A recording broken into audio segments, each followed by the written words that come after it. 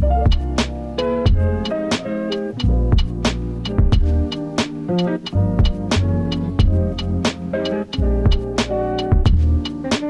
back to the podcast. Today we're talking about a cause that is extremely close to our hearts here at Mediate Financial, the protection and well-being of animals right here in our community. Last month, our team was proud to step up with a donation to support Animal Charity of Ohio during a crucial moment for their shelter operations. But writing a check is just a start. The real work happens every single day on the front lines. Joining us today is someone who wears two incredible hats in our local animal welfare space. She's the owner of Dog Smarts Unleashed. I'm sure many of you saw her on television, and one of the country's leading certified canine behavior experts. And she is currently serving as the interim executive director and board president for Animal Charity. So welcome today, Jenny Falvey. So thanks for being here. Thank you for having me. So Jenny, we talk about our causes, and what we stand for here at Fourth Bucket, as I was explaining you to stand up. And just quick story on you, right? We've known you. So Jenny has trained our Bruno and Gia, right? So our representatives here at Mediate Financial, but also our dogs. So Jenny and I go back a little ways, and that's how we met for her training our babies. But also, she's became a friend, and we're just been so happy to support. But the unfortunate thing is our support came after watching you and I texted Jenny at about 10:30 at night on a Sunday, I believe. And it was after watching her interview, and I believe it was on KBN, FMJ, was on one of the two stations, and you were basically in tears. Yes. And it just struck such an accord of such an emotional moment for me that I was there watching it, and I said, "Oh my gosh, Jenny, what's going on?" So I texted her, not expecting an answer, and then her and I went back and forth for probably about a half hour asking what's going on, and then obviously the next day we wrote you a check to try to help. I asked her what she needed. And that's not what this is about, but I think the reality of what's going on, all of us that have listened to our podcast, our Fourth Bucket, as we talked about our donation to step in for Animal Charity, right, is again, wanting our message to be to our listeners of the support that we've given you. So we're trying to encourage others. And I think your story needs to be heard. I know you've been saying it an awful lot. You've been pretty vocal, but I still believe we need to keep going. So I'm gonna kind of get into this right now. If you're ready, we'll kind of go some Absolutely. questions. Okay. So Jenny, we've talked about the numbers. The $1.9 million budget, right? Are we still there? Mm-hmm. Okay. The county contract talks, which we know have all been in the news. Yes. But behind those numbers are actual lives, right? So here's a tough question for you. What keeps you up at 3:00 in the morning when you look at the balance sheet, right? And you know that a lack of funding directly impacts how many animals you could actually step up and save. Right. Definitely. It's every night. It keeps me up because the thought of Animal Charity not being in existence because of a lack of funding is such a... it affects this community so greatly, and it affects these animals. And it also affects a lot of people that, have jobs that support this organization and day in and day out come in here and work their tails off. But the thought of not having that organization to save the countless animals from abuse and cruelty and neglect in our county is heart-wrenching. We've already had to suspend our animal control services, as you know, and that obviously was very heart-wrenching to me, as I would not normally tear up on camera, but I did. And so the fact that we're not able to provide that service keeps me up at night, because we scramble to find a solution for some of these people, because we get calls every day and we have to say, I'm so sorry, we can't at this moment help. And we do our best to find some outlets for them, but we can't for everybody. So what happens?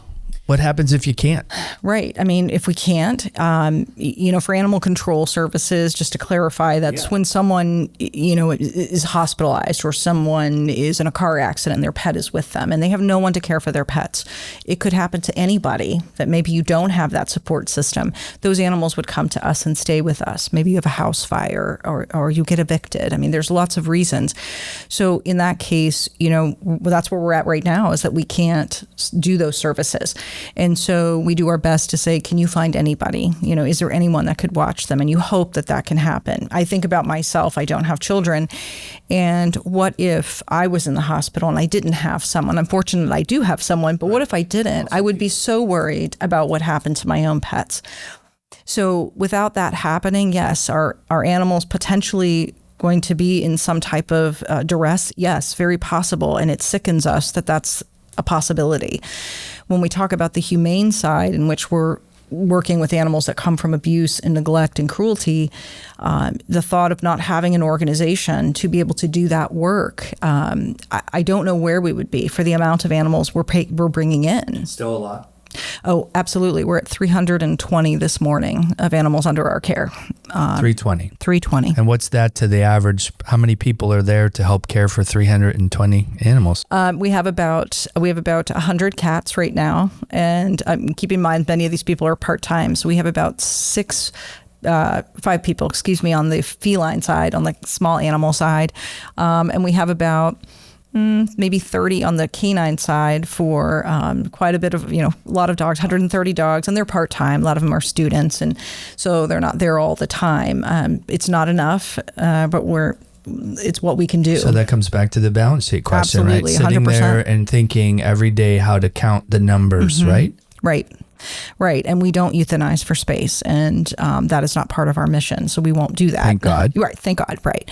And so you're up at night worrying about it every day. Yeah, for sure. Well, and again, that's why, for us listening, why this is so special for us. I just think, we talk about, and, Christopher did a post. I don't know if you saw it on Facebook. We did.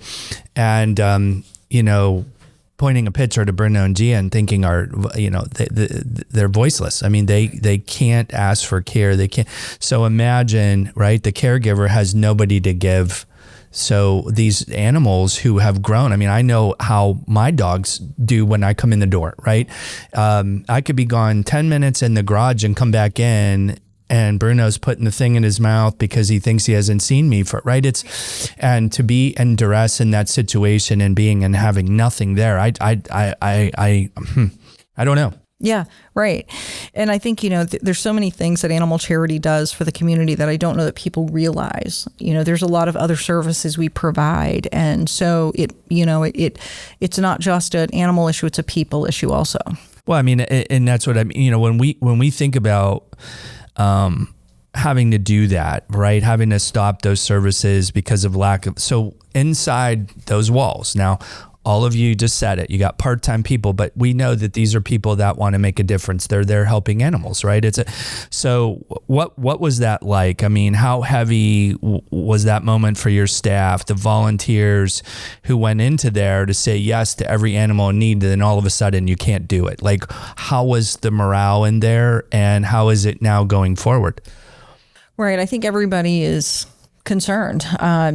Stopping animal control services was something we had never done before. Ever, right? Never. We had not done that part of it. The humane aspect we continue to do. Of course. But I think for everyone, it was the first question out of everyone's mouth in some form was, what will happen to them? What will we do? Where are they going to go? And, that's why we try our best to find outlets, and we try to help law enforcement when they're encountering it to say, here, try this, try that. But I think everyone, because truly when you meet the staff that's there, they are so dedicated to these animals. They have such a passion for and compassion for animals and the people that help them. In animal control work, which is really a people issue. I don't think people understand animal control enough because, I did not. Right. No, most people don't. Right. And so, so the dog pound is a form of animal control. They handle stray dogs and they handle dog bites. So that's a form of animal control. We take over the other part of that where we handle all animals. animals. So we handle cats and birds and fish and reptiles and, all kinds, and dogs, of course. Roosters, yes, we have everything. And we think about those moments where people are in distress. This is animal control is a people issue, right? With the exception of injured cats. That's part of it as well, like injured stray cats. But these are oftentimes people that love their animals and something unfortunate happens to them. They, like I mentioned, they have a house fire. And these animals need somewhere to go while they try to find housing. Maybe we have a person, domestic violence. The person has to flee the house. Where do the animals go? They would come to us, and we would house them. And oftentimes we're housing for extended periods of time so that they can get back on their feet. We have veterans that become homeless, and so they need their animal. They need their dog, they need their cat, and so they stay with us until they can find a home. And those are services that we've had to suspend, which is heart-wrenching. Heart-wrenching. Oh, it's heart-wrenching. Mm-hmm. Yeah. Can't even imagine, and we've talked, so, when we're talking, let's even just go the economy, you and I had a brief discussion, and obviously, here we think of the financial side of retirements and money, okay? But those little line items, right? Okay, that we're talking when someone's got income and they've got coming in, I don't think we're a lot of times thinking of pet care, right? And what it costs to own a pet. Try now me owning 2.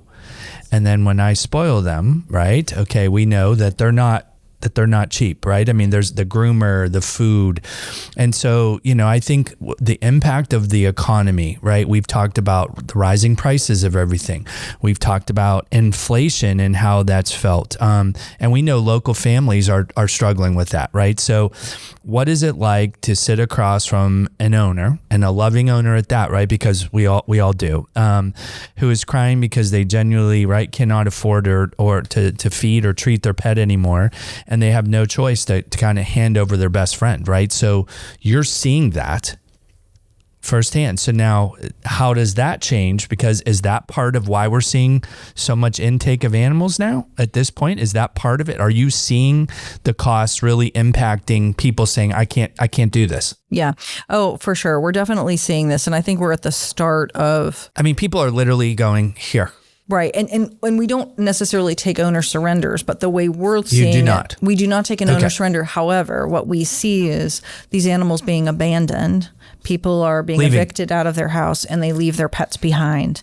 Or the humane officers go to a home, maybe someone reports something, and we find that it's not that these people don't love their pets. They literally don't have money to be able to take care of their pets. So they can't get them groomed, for example, and now they're matted. They can't afford much food, so now the dog is underweight. But we offer assistance programs for those. Okay. Because we shouldn't be punishing people because they're poor. If they love their pets, we've got to create programs to help them. But what we're seeing with inflation is, yes, I think today we're seeing it, but I think in 6 months or a year, we're going to feel the full impact of that. And the intake of animals is going to go up exponentially. So then it's going to cost you more expensive. Number 100%. One, you're going to see more abandonment. Yes. Number 2, what people are forgetting, it's going to still cost you guys. Oh, absolutely. And the costs are going up. So in those budget projections, I guess, is that part? Yes, you do. You can. Okay. We have to look at that because I can tell you, as we looked at our what's called a cost of care in a shelter, and you're taking the kind of how many animals do you have, and sort of taking your expenses, and it's just a standard formula. And at one point in the beginning of the year, we were at I want to say, don't quote me on this, but I think it was about $21 and some cents. This is a very low. This doesn't include surgeries. This is just daily cost of care, employees, and all that. Now we're at $23.14, and that's just in a few month period, right? Because our animal intake has gone up so much. And so you can imagine as those numbers go up and what your basic daily cost of care is, that money has to be covered. And going back to your point about the level of intake that's going to happen. The other thing that we're not necessarily, I don't think is talked enough about is our community cat problem. We've got people that can no longer afford to get their animals fixed. So now you're getting unwanted litters of dogs and cats. Those have to go somewhere, or they're unfortunately kept in, they're let go. And this is where our community cat problem becomes an issue, where you have these cat colonies everywhere, and they're unspayed, unneutered. And so they're multiplying. And you're seeing stray dog populations go up because they're multiplying. When they say, I can't take care of this pet anymore and I'm leaving, and I'm going to send my intact male out the door and I leave. And people do this. Oh, absolutely. And now you've got an intact male running around that's probably going to find an unspayed female. And now we've got a litter of puppies that, now what do we do with those? And the pound obviously handles stray dogs. But my point is that this is an animal epidemic in terms of what's happening. These numbers are going to continue to go up. And organizations like ours that don't receive funding are going to have to find ways to increase revenue so that we can handle the influx of animals coming through. Yeah. It's a lot to swallow. And I just hope everybody's hearing that. So when you look at some of these animals, Jenny, that come in through the door, are they rock bottom?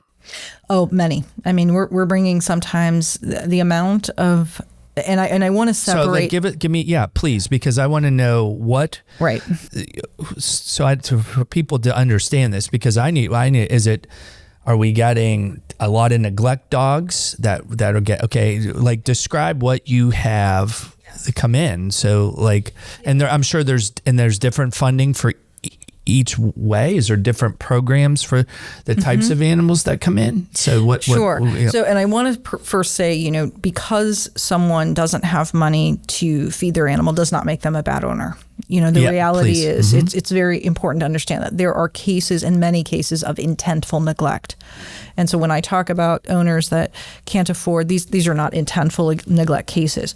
We do have those. And on our humane side, what we see, and there is no question that abuse and neglect is increasing as well. We are seeing an increase in those numbers, which is horrifying, And so we get animals in that are starved, that are skeletons walking through the door, that have to do something called refeeding, where they have to be fed very small amounts very slowly because the body cannot handle large amounts of food. They come in extremely dehydrated, where we have to manage water intake and carefully get them water. We have them, unfortunately, we get animals from blood sports like dogfighting, cockfighting, and obviously they've suffered a life of abuse. We have animals that come in that are physically injured by humans. They've been tied with tow chains to a doghouse outside, heavy, think of towing a vehicle and having that chain on a dog's neck. So lots of that.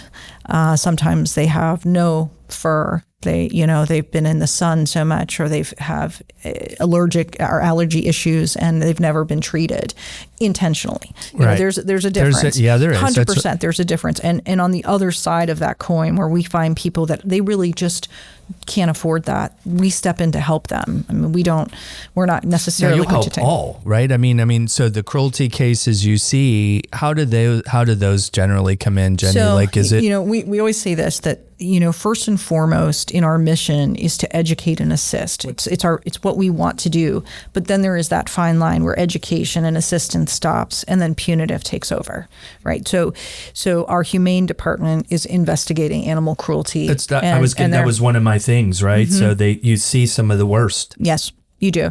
And in those cases, those individuals are oftentimes charged and they're prosecuted. And they, oftentimes we attempt to get the animals in our custody, but that takes a while sometimes. But those individuals are held accountable. Our laws don't allow for enough accountability, in my opinion. Agreed. But I think that, we have to look at, there's two sides of that. There is that education and assistance to say, okay, you are feeding your animal, you're giving them water. You didn't know that you probably shouldn't keep them in this location. Tow chain exception of that, right? and maybe we can step in and say, we need to educate you. You're following, you just didn't know you're supposed to do that. And I know some people will cringe at that, but truly that is the case sometimes, that it is an education. But when there is abuse, when there is intentful abuse and neglect, that is where the line is drawn. And now those individuals will be held accountable. So you see some of these animals come in at their lowest point. Yes. Is there any real good stories though that you remember from many. that? Like, yeah. I don't know. Have you ever watched a guy on YouTube? I'm such a YouTube.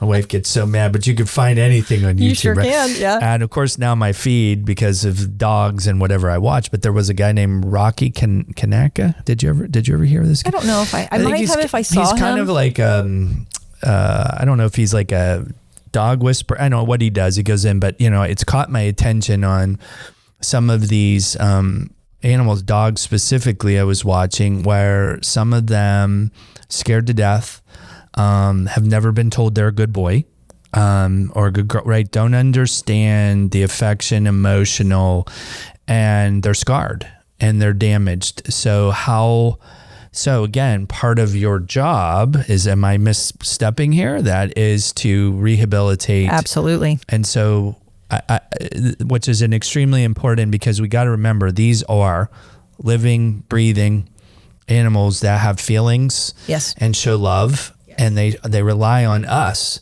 pretty yes. much for everything. Yes. So, and that drives me crazy, right? Just because how I just never could know how that happens. Yeah. But that's not about that. But tell us a little bit about like what it's like to rehabilitate. And I'm sure there's good stories. Right. And that's something that's unique about the type of organization we are in a humane agency. Part of our job is it's not only to rescue them from abuse and neglect, it's also to rehabilitate. And that's a lengthy process sometimes. We have so many dogs and cats that I think of that came in just on death's door and, went on to live the most amazing life. How do you see it? Like, do you still get emotional when, or gosh. is it now? Oh my gosh, all the time. I mean, but I think you do get a little bit of, I think we go into maybe like a work mode. Yeah, maybe the way I would say it is I gotta react. Here they come. React. Yeah. We had a group of dogs come in. It was a very public, the news was on it a few weeks ago. They lived in the most deplorable conditions. And to see what they lived in, just to watch them have a clean kennel with a blanket. It was so moving. And to have a clean water bucket that was not filled with utter filth.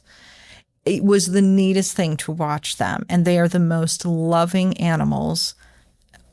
And they lived a life of utter torture and abuse. And it's just to see that is, and to watch them. And they're so loving when they interact with anyone. They're just so happy to have attention. We had a group of kitties that came in and they were literally living in walls. An individual, they thought they were doing the right thing in trying to help stray cats, and it quickly, because if you don't fix them, if you can afford to fix them, right, it multiplied, crazily, and they were living in drywall, and they were, of course, they're all dehydrated, and to watch some of them get adopted is just the neatest thing to say, they're saved when they come to our door, and that's one of the things we try to remind volunteers. Yes, well, they're safe when they come here. Yes. They're never going to live that life again. Yes. So as heartbreaking it is to watch them be there. That that you're doing the right thing now. Absolutely. Right? And the rehabilitation. Right. We're part of their journey. But is it hard watching them get adopted? Like, do you get sometimes. So everybody knows I had one dog in particular that I was just incredibly fond of, and he had been there for 3 years, and he was just the most wonderful dog. I took him everywhere. I took him to every event. I mean, he went to 3 years. Wait, were you on the news with him? Oh, I'm sure I was. Many times. Yes. And he finally got adopted, and he's in the most loving home. And I actually went to visit him a couple weeks ago, or last week, I guess it was. And what the greatest part of this is, he was the highlight of my day when I would come into the shelter, because he would hear me and he'd start barking he had to be in one of our comfort rooms because he couldn't handle the shelter noise, and I was so attached to him. He was attached to me, and the story is very funny, but he loves car rides. He couldn't walk that far because he had some elbow issues. And so he loved car rides. So he trained me very well that when I would come in, we would go on a walk and he would stop near my car and he would flatten himself on the concrete and he wouldn't move unless I took him towards the car. So everybody would laugh. I would put him in the front seat and we would drive around the parking lot in circles 3 or 4 times. And then he was totally content and he would get out. Well, he subsequently transferred that to the new owners. And so he demanded his car rides daily, which they acquiesced to him.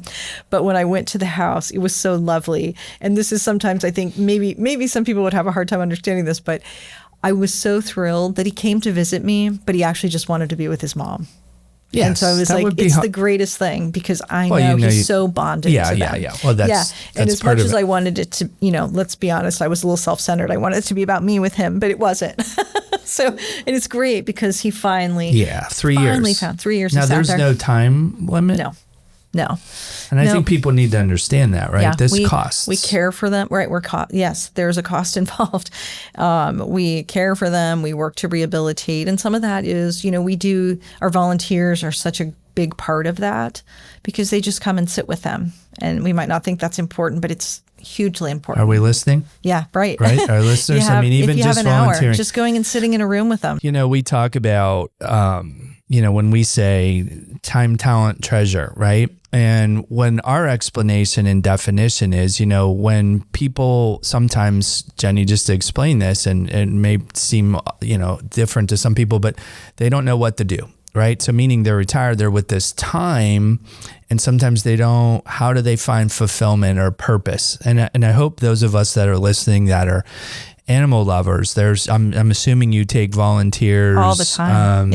And when we say time, right, there's things there that you could be doing something very good for just spending time hanging out with them. And if some people, and I understand this, they struggle with being around the animals themselves because it really is hard for them. But, we always need help with fundraising. We need help with washing dishes, laundry. There's some gardening. We have a little garden for the animals that we grow vegetables so that they get that as so reward. Somebody could come and that likes gardening and they would be helping tend to the garden. Yeah, it's not a big one. They're raised, but it's great. I mean, those are things that there's always something for someone to do, and we work with what they like to do. That's the question. So is that an open-ended volunteer? Like, do you know what I mean? Like, come in, even if it's an hour, or you want to do something. It's with your time. So we don't put time restrictions on people to say you have to come for 4 hours.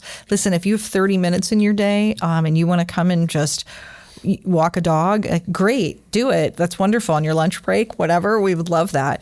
And yes, they go through a little bit of training because they do have to, go through just a little small training session, and they fill out some paperwork and then they're good to go. And then we only put them in situations where we know they're comfortable with and we're comfortable with. So there's something for everybody to do. Okay. So I hope we're listening to that, right? So again, come on, everybody. All right, let's, we talk about some of the programs, right? So 1 Million Acts of Hope. 1 Million Acts of Hope. Okay. Your pet food pantry. Yes, right? And you're not just saving animals there, you're keeping families together. So what does it mean to you personally when you see a simple bag of dog food or a $20 gift, keep a pet in a loving home instead of a shelter? So let's talk a little bit about that, because I think it's fantastic. Yeah. So when I stepped in as interim executive director, my chief humane agent and I had a meeting, and we sat down and said, where do we want to go with this? We saw the writing on the wall that there is going to be an influx of animals. We knew we could tell it was coming, and we said we've got to figure out a way to combat this. Warehousing is not the solution in the sheltering world. It's not. You have to find ways to divert these animals. And again, there's that line that's drawn, and there are those that have to come in.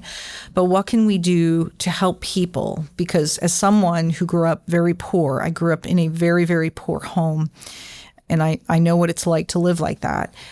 We had a cat, and we couldn't afford to get all the vaccines. She was an indoor cat, but it was everything to us, to my mom and I, to have that pet.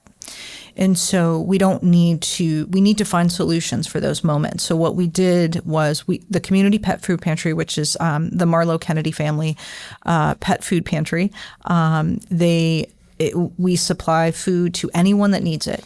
And I have to tell you the most lovely story that just happened yesterday. We had a woman call. She doesn't have a vehicle. She's elderly. And so our humane agents were so kind, they drove it out to her. They said, no problem, we'll bring you food. And she called several times, just making sure it was coming, which it was that day. You know, we would get out there in between calls. She sent me a little note in the mail that I got with $2, and it was what she could afford. Isn't that awesome? That's awesome. Those things choke me I up. know. Well, no. Yeah. Yeah. Anyways, No. let me compose myself. That's okay. But so we created other programs, and two that we're particularly proud of is Charlie's Wish. Okay. And Charlie's Wish was actually the brainstorm of Kristen Demitovich, who was involved with us. You know Kiki very well. Very well, yeah. She was very passionate about this, and I agreed with her. One of the things that our humane agents run into is that they're going into homes with elderly people. And beyond the fact that it's horrific to think that someone elderly barely can have their lights on, but you know, they're living on these very fixed incomes, and they would have a pet that needed to be groomed. And someone called and said, oh, this dog is matted, you know. And yes, they were, but they loved their pet. The pet loved them.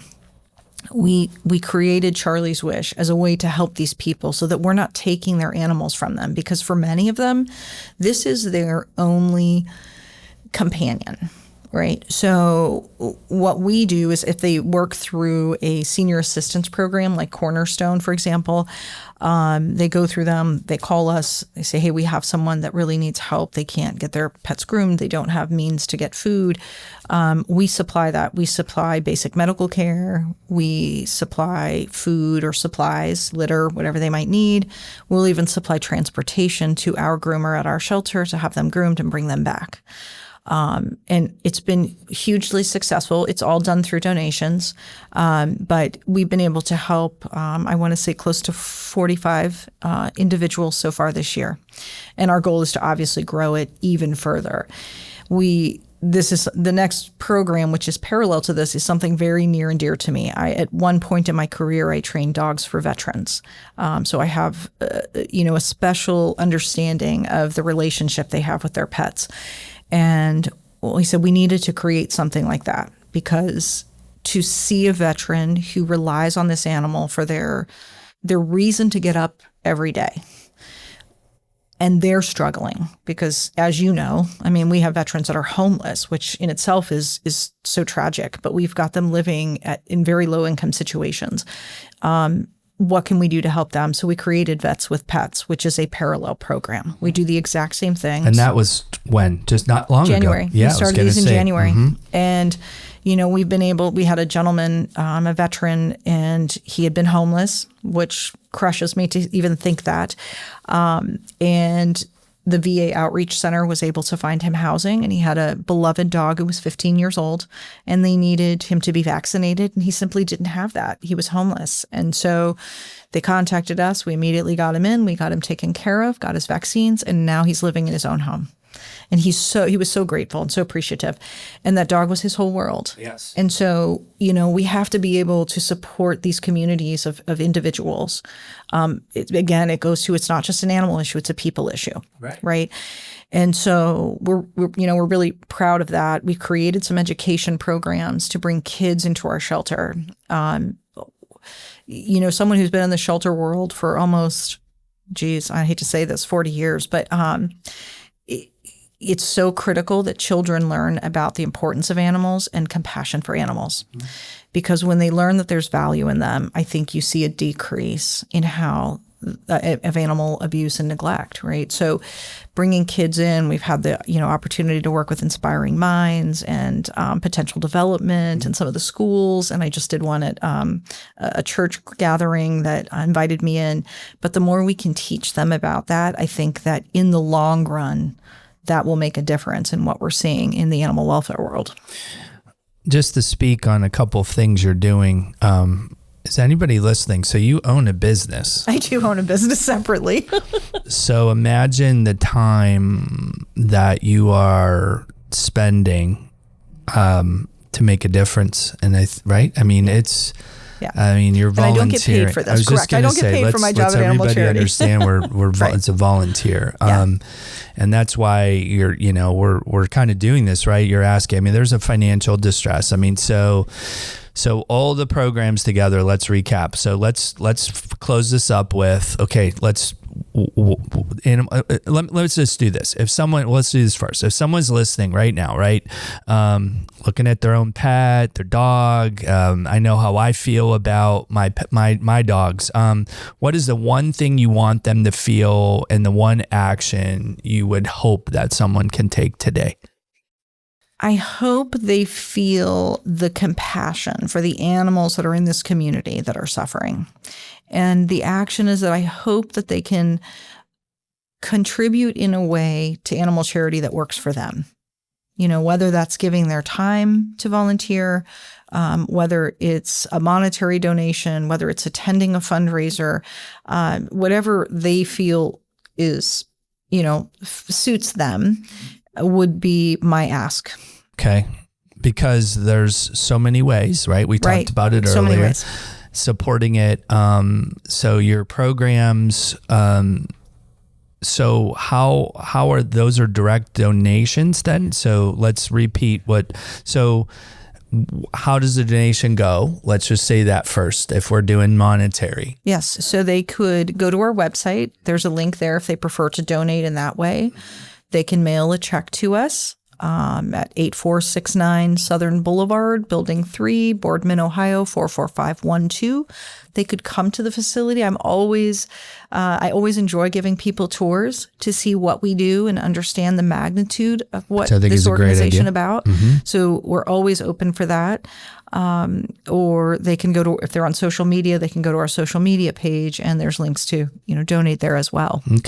Okay, so it's a lot of time and talent, right? And we can do monetary donations too. So, I think we hear this, and I'm gonna close up. Unless, do you have anything you want to add that maybe I didn't cover? Because, I just want to make sure people understand that we do not receive any type of government funding. Nothing from local, nothing from county, nothing from state. Which we alluded to at the beginning. Correct, in the beginning, right? Right. And so everything that we do, every service that we are doing is through donations and grants. We obviously write for those too. So, certainly our goal is to be able to get some type of contractual agreement with the county to be able to do services. But I'm sure that is something that, hopefully they're looking at. But right now we continue to operate as we always have since 1963, is through donations. Okay. So let's understand what's at stake here, right? I mean, it's 100%. So, all right, Jenny. So listen, everyone, if there's one thing that Jenny definitely made clear today, it's that every single animal brought to Animal Charity pretty much has a story, and it usually starts with, sometimes, unfortunately, a moment of heartbreak, right? Would that be fair? But with the right community behind them, it ends without a doubt in second chances. So a $20 gift, a bag of food, a few hours of foster time, reaching out to the county commissioners to support shelter funding. Let's see. We can move some government here, right? It all adds up. Don't just, again, leave this. Take 5 minutes right now. Visit Animal Charity of Ohio. Am I saying that right? .org and make a difference. And Jenny, thank you for your leadership, your heart, your friendship, and everything you do to give a voice to the voiceless in our community. And to our listeners, thanks for tuning in. Go hold your pets a little tighter tonight, and let's see what we can do to help make a difference. Thank you, Jenny. Appreciate you.